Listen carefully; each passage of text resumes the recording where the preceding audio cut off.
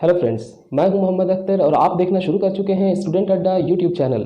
तो चलिए स्टार्ट करते हैं। उससे पहले अगर आप हमारे चैनल पर नए हैं या पहली बार आए हैं तो हमारे चैनल को सब्सक्राइब, लाइक और शेयर करना ना भूलें, ताकि मैं आपके लिए इसी तरह एजुकेशनल वीडियोज़ लाता रहूँ हमेशा।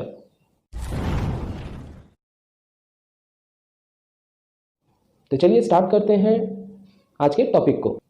तो आज का जो टॉपिक है हमारा वो है force exerted by jet of water on A series of veins. ठीक है, यानी कि फोर्स एक्सर्ट की जाती है मूविंग प्लेट या वेन्स में जेट द्वारा। पहले जो हमने पढ़ा था उसमें एक ही वेन्स मूव कर रही थी और उसका कुछ एप्लीकेशन भी ज़्यादा नहीं है, मगर यहाँ पर हमने सीरीज ऑफ वेन्स लगाया है रनर के सर्कमफेरेंस में। ठीक है, तो यहाँ पे हर एक के ऊपर फोर्स एक्सर्ट की जाती है जेट द्वारा, जिसकी वजह से रनर या फिर व्हील एक कांस्टेंट वेलोसिटी u से घूमना शुरू कर देती है एंटी क्लॉकवाइज डायरेक्शन में। तो हमें फाइंड करना है कि force exerted by jet on the series of veins. उसके बाद हम फाइंड करेंगे उसकी कितनी इफिशियंसी होगी, और यहाँ पे एक और चीज़ हम फाइंड करेंगे, कंडीशन फॉर मैक्सिमम इफिशियंसी। ठीक है, तो सबसे पहले अपने टॉपिक को लिख लेते हैं।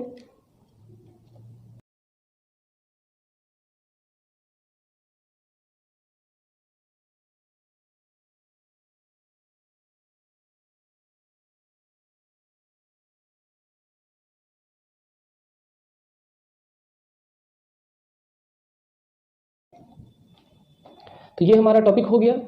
ठीक है, force exerted by jet of water on A series of veins. तो इसी में हमें पहले फाइंड करना होगा कि जेट कितना फोर्स लगा रहा है सीरीज ऑफ वेन्स पे। उसके बाद हम इफिशियंसी फाइंड करेंगे और उसके बाद हम कंडीशन फॉर मैक्सिमम इफिशियंसी भी फाइंड करेंगे। तो चलिए स्टार्ट करते हैं अपने वीडियो लेक्चर को। तो सबसे पहले हम लोगों को ड्राइंग बनाना है, तो हम अपना ड्राइंग बना लेते हैं।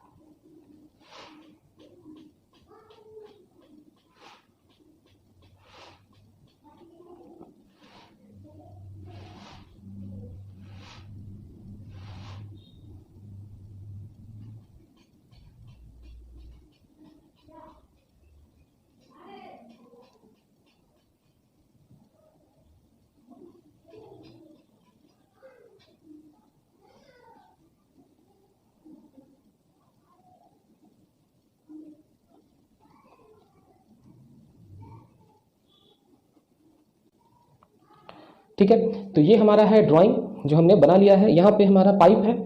ठीक है, अब ये पाइप जो है इसके अंदर का जो फ्लूइड है उसका जो प्रेशर होगा वो एटमॉस्फेरिक प्रेशर से ज़्यादा होगा।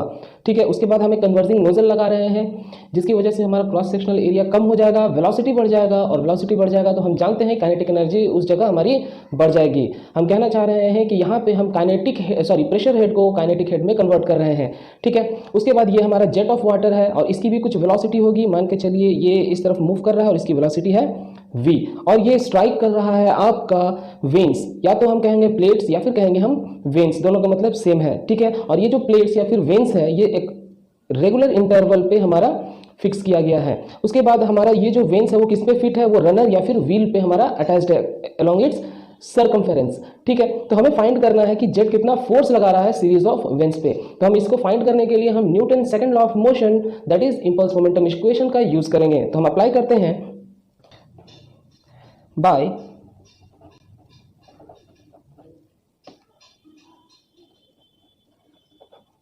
न्यूटन सेकंड लॉ हम जानते हैं जो नेट फोर्स होता है हमारा, नेट फोर्स यानी F होता है हमारा मास इनटू एक्सेलरेशन।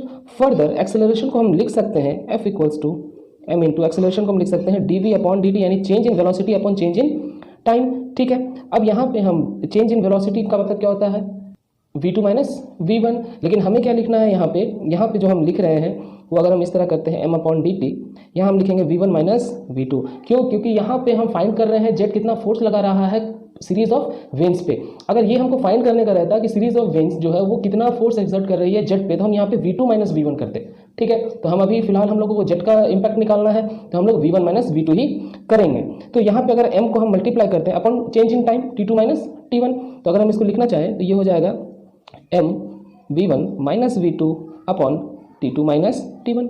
ठीक है, अब ये क्या हो गया हमारा, अगर m को हम मल्टीप्लाई कर देते हैं अंदर से तो ये होगा M V one minus M V two upon T two minus T one. अब एक छोटा सा टर्म जो आप जानते हैं यानी मोमेंट क्या होता है, मास इंटू वेलोसिटी। अब यहाँ देखिए mass into velocity one V one into यहाँ पे mass into velocity at to.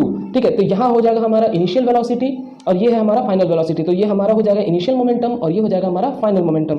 तो हम लिख सकते हैं force equals to initial momentum minus final momentum upon T two minus T one. क्या हुआ, ये टाइम टेकन हो गया हमारा, टाइम टेकन। तो यहाँ पे क्या लिख सकते हैं, initial momentum minus final momentum को हम लिख सकते हैं change in momentum, change in momentum upon time taken. ठीक है, तो ये हो गया हमारा change in momentum upon time taken. अब यहाँ पे जब भी हम मोमेंटम को रिलेट करते हैं टाइम से तो ये हो जाता है हमारा rate of change of momentum. तो हम एफ लिख सकते हैं, F equals to rate of change of momentum. ठीक है, तो हम कह सकते हैं जो जेट फोर्स अप्लाइड कर रहा है सीरीज ऑफ वेन्स पे, it is nothing but rate of change of momentum. तो ये तो हमारा बेसिक चीज था जो हमें जानना चाहिए था। अब हम लोग आते हैं अपने बेसिक इंपल्स मोमेंटम इक्वेशन पे, यानी F equals to M V one minus V two upon D T. यहाँ पे एक और टर्म है एम अपॉन डी टी, इसे हम कहते हैं, यहाँ पे अगर हम समझते हैं एम अपॉन डी टी, इसे हम कहते हैं mass flow rate, mass flow rate of jet. तो ये जो जेट है हमारा कितनी फोर्स से इंपैक्ट कर रहा है ये हमें इससे पता चलता है। ठीक है, मास से। तो यहाँ पे अगर मास को हम डेंसिटी, हम लोग जानते हैं डेंसिटी इक्वल्स टू होता है हमारा मास अपॉन वॉल्यूम। तो अगर हम मास निकालना चाहें तो ये होगा डेंसिटी इंटू वॉल्यूम। अब वॉल्यूम का क्या हो सकता है, एरिया इंटू डिस्प्लेसमेंट। ठीक है, या फिर हाइट। तो अगर हम इसको लिखते हैं यहाँ पे, यानी हम एम अपॉन डी टी यानी टाइम है, इसको हम रखते हैं एम अप के बदले हम लिख सकते हैं डी अपॉन टाइम टेकन। तो हम जानते हैं डिस्प्लेसमेंट अपॉन टाइम टेकन का क्या होता है हमारा वेलोसिटी, तो हम लिख सकते हैं रो ए वी। तो हम इसको किसके बदले लिख सकते हैं, एम अपॉन डी टी के बदले हम इसको लिख सकते हैं। तो जब हम इसे लिखेंगे तो ये हो जाएगा F equals to M upon D T के बदले हम लिख सकते हैं रो यानी density of fluid into area of jet into velocity of jet. ठीक है, इंटू वी वन यानी initial velocity minus final velocity. ठीक है, ये तो हो गया हमारा जेट का। अभी हम जान रहे हैं जो जेट स्ट्राइक कर रहा है सीरीज ऑफ वेन्स पे, क्योंकि दोनों मूव कर रहा है। यहाँ जो ये हमारा जो प्लेट्स है या फिर वेन्स है, ये इसकी भी वेलोसिटी है u और हमारा जो जेट है उसकी भी वेलोसिटी है v। तो यहाँ v1 और v2 अगर हम देखें तो v1 कैसे निकलेगा, क्योंकि यहाँ पे दोनों मूविंग कंडीशन में है तो दोनों एक दूसरे से टकराएगा विथ देयर रिलेटिव वेलोसिटी। मतलब कि जो जेट होगा वो इंपैक्ट करेगा या फिर स्ट्राइक करेगा उस प्लेट पे विथ इट्स रिलेटिव वेलोसिटी। तो रिलेटिव वेलोसिटी क्या होती है हम जानते हैं। अगर हम एग्जांपल लेते हैं दो ट्रेन्स का, दैट इज ट्रेन ए और ये है आपका ट्रेन बी। ठीक है, अगर हम कहें कि ट्रेन बी की velocity with respect to train A, अगर हम यहाँ पे लिख दें इसको 8 मीटर पर सेकेंड और ये हो जाए 18 मीटर पर सेकेंड। अगर हम कहें train B velocity with respect to train A तो कैसे होगा, तो हम लोग यहाँ पे लिख सकते हैं 18 minus 8 that is 10 metre per second. यानी कि train B has a relative velocity, या फिर कैसे ट्रेन बी का रिलेटिव वेलोसिटी होगा 10 metre per second with respect to A. यहाँ पे मैंने जब भी हम लोग रिलेटिव वेलोसिटी का कॉन्सेप्ट यूज करते हैं तो जिससे हम रेफरेंस लेते हैं उसे हम स्टेशनरी या फिर हम कह सकते हैं उसकी वेलोसिटी को हम जीरो मान लेते हैं। तो होप आपको समझ में आ गया होगा। तो यहाँ पे तो जो जेट स्ट्राइक कर रहा है, यहाँ पे जेट स्ट्राइक कर रहा है वो कौन सी वेलोसिटी होगी, v माइनस यू होगी यहाँ पे। ठीक है, तो यहाँ पे किस वेलोसिटी से यहाँ पे स्ट्राइक की जा रही है, v माइनस यू से। और यहाँ पे आप जान रहे हैं जो जेट है after strike the jet travel in the tangential direction to the plate, so the velocity component is zero in the direction of moving plate. तो यहाँ पे जो फाइनल वेलोसिटी होगा वो हमारा क्या हो जाएगा, जीरो हो जाएगा। तो यहाँ पे v1 और v2 कैसे होगा, तो यहाँ पे आपको जानना होगा v1 क्या हो जाएगा हमारा, ये किस वेलोसिटी से हमारा स्ट्राइक कर रहा था मूविंग प्लेट को। ठीक है, तो ये हो जाएगा relative velocity that is v minus you. ठीक है, और रिलेटिव वेलोसिटी को हम वी आर से रिप्रेजेंट करते हैं। वी आर का वैल्यू होता है वी माइनस यू। और वी टू हमारा क्या हो जाए, क्योंकि ये टेंजेंशियली आउट हो जा रहा था, टेंजेंशियली बाहर निकल जा रहा था प्लेट के, और कोई भी वेलोसिटी कंपोनेंट हमें नहीं मिल रहा था इन द डायरेक्शन ऑफ प्लेट, तो हमारा वी टू क्या हो जाएगा, ये हमारा 0 हो जाएगा। तो फोर्स जो निकलेगा वो होगा हमारा rho into area of jet into velocity of jet along V one. तो हमारा क्या था, वी माइनस यू, और v2 हमारा 0 हो गया था। तो अगर हम इसको लिखते हैं तो ये हो जाएगा रो ए वी, और यहाँ हो जाएगा v माइनस यू। तो ये हो जाएगा फोर्स जो जेट हमारा इंपैक्ट कर रहा है सीरीज ऑफ वेन्स पे। हमें फाइंड करना है कि कितना वर्क डन किया गया है जेट द्वारा number of plates in the direction of jet पे। तो हमें जो यहाँ पे फाइंड करना है वो है वर्क डन। हम जानते हैं वर्क डन क्या होता है, फोर्स इनटू डिस्प्लेसमेंट। ठीक है, तो हमें जो यहाँ फाइंड करना है वो है वर्क डन पर सेकंड। तो ये हो जाएगा हमारा force into displacement upon time. तो डिस्प्लेसमेंट अपॉन टाइम वेलोसिटी होता है, यानी फोर्स इनटू वेलोसिटी।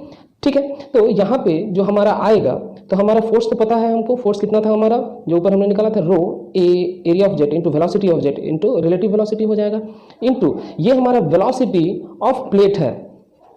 तो वेलोसिटी ऑफ प्लेट कितना है, तो वेलोसिटी ऑफ प्लेट हमने लिया था u, जो यूनिफॉर्म वेलोसिटी u से हमारा मूव कर रहा है। तो यहाँ पे हम u से इसको मल्टीप्लाई कर देंगे। तो ये जो निकला वो था हमारा वर्क डन पर सेकेंड। ठीक है, तो ये हमारा इक्वेशन हो गया इस चीज़ का। अब इफिशियंसी, तो इफिशियंसी का फॉर्मूला क्या होता है, आउटपुट अपॉन इनपुट। ठीक है, यानी output power upon input power. अब यहाँ देखिए वर्क डन पर सेकंड का जो हमारा यूनिट होगा वो होगा न्यूटन मीटर पर सेकंड, जिसे हम कह सकते हैं, देखिए यहाँ पे न्यूटन मीटर को हम क्या कहते हैं, जूल भी कहते हैं, जूल पर सेकंड, और जूल पर सेकंड को ही हम लोग कहते हैं वाट। मतलब कि हम इनडायरेक्टली कह सकते हैं कि यहाँ पे हम पावर ही निकाल रहे हैं। कौन सा पावर, यानी जो जेट पावर लगा रहा है या फिर जेट यूटिलाइज कर रहा है कितना पावर का सीरीज ऑफ वेन्स पे। तो यहाँ पे आउटपुट पावर क्या हो जाएगा, तो हमारा ये वर्क डन हो जाएगा।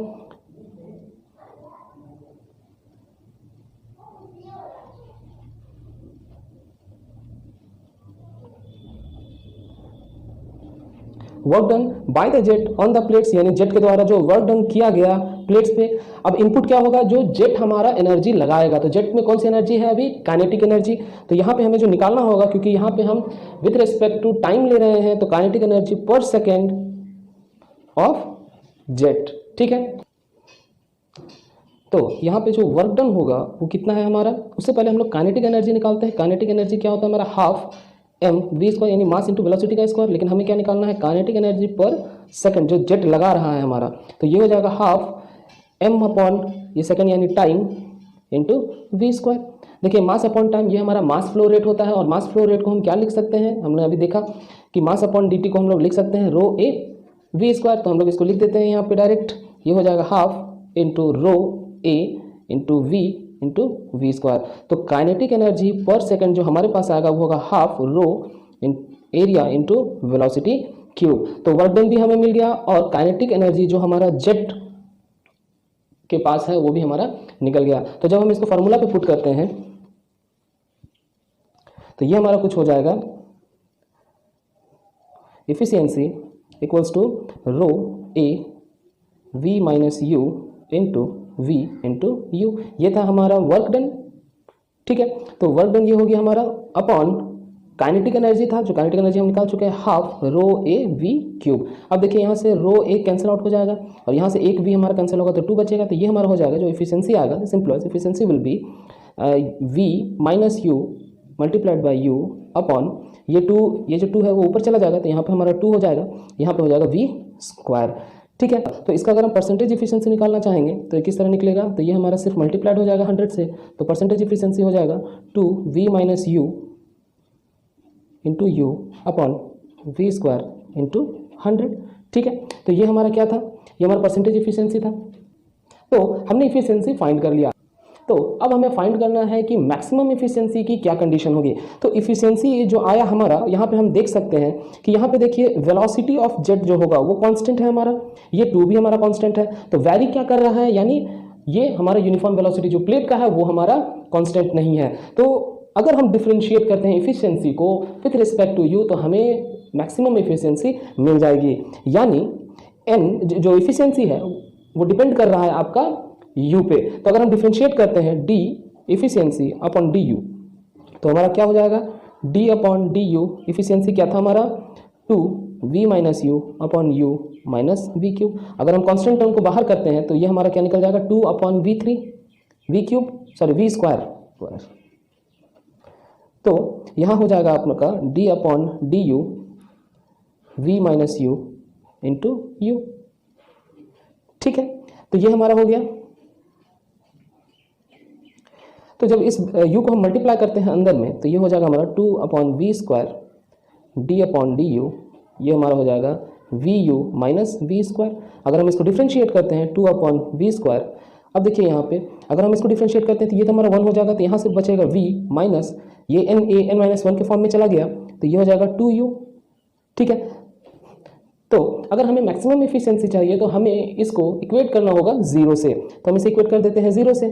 ठीक है, तो ये दोनों टर्म अगर 0 से मल्टीप्लाई या डिवाइड होता है तो हम जानते हैं कि वो हमारा क्या हो जाता है 0 हो जाता है।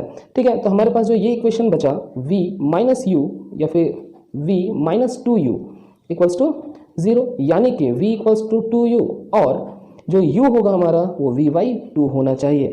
तो फॉर मैक्सिमम एफिशिएंसी जो हमारा जेट प्लेट का जो वेलोसिटी या फिर वेन्स का जो वेलोसिटी होगा वो हमारा जेट की वेलोसिटी का जस्ट हाफ होगा, या फिर हम कह सकते हैं जो वेलोसिटी ऑफ जेट होगी वो वेन्स की वेलोसिटी के डबल होगी। जस्ट फॉर एग्जांपल मान लीजिए जेट की वेलोसिटी 10 मीटर पर सेकंड है, सो प्लेट की वेलोसिटी क्या होगी 10/2 यानी 5 मीटर पर सेकंड। या फिर अगर हम कह दें कि प्लेट की वेलोसिटी 10 मीटर पर सेकंड है तो जेट की वेलोसिटी कितनी होगी 2 × 10 यानी 20 मीटर पर सेकंड। तो हम लोग एफिशिएंसी निकालते हैं, इसको पुट करते हैं हम लोग इस चीज़ को v इक्वल्स टू 2u, अगर हम पुट करते हैं अपने इक्वेशन पे यानी एफिशिएंसी पे, if we put v equals to 2u in efficiency के फॉर्मूला पे अगर हम पुट करते हैं तो इफिशिएंसी हम लोग फार्मूला लिख लेते हैं 2v minus U into U upon V square. अगर इसको हम पुट करते हैं तो हमारे पास क्या आएगा, तो ये हो जाएगा 2 multiplied by v minus you, क्या है हमारा v के बदले हम ये लिखेंगे 2u minus U into U upon ये हो जाएगा 2u का होल स्क्वायर। तो ये देखिए यहाँ पे 2u माइनस यू तो u हो गया, ये u स्क्वायर हो गया यानी ये हो गया 2u स्क्वायर अपॉन ये हो जाएगा 4u स्क्वायर। देखिए ये u स्क्वायर कट गया, ये 2 से कट जाएगा तो यहाँ हो जाएगा 1/2, यानी कि जो इफिशिएंसी आया है वो जो हो गया 0.5। और अगर हम परसेंटेज इफिशिएंसी की बात करें तो ये हो जाएगा 50%। तो जो कंडीशन फॉर मैक्सिमम इफिशिएंसी आया वो था कि जब हम इसे पुट करेंगे तब हमारा जो मैक्सिमम इफिशिएंसी आएगा वो हमारा कितना होगा 50%। ठीक है, तो बस आज के लिए इतना ही। अगर आपको इस टॉपिक के रिलेटेड कोई भी प्रॉब्लम हो या क्वेरी हो तो आप कमेंट बॉक्स में ज़रूर लिखें। और अगर आप हमारे चैनल पे नए हैं या पहली बार आए हैं तो हमारे चैनल को लाइक, शेयर और सब्सक्राइब करना ना भूलें और उस बेल आइकन को ज़रूर प्रेस कर दें ताकि हमारे लेटेस्ट अपडेट आपको टाइम टू टाइम मिलता रहे। Till then I am Mohammad Akhtar signing off, thank you.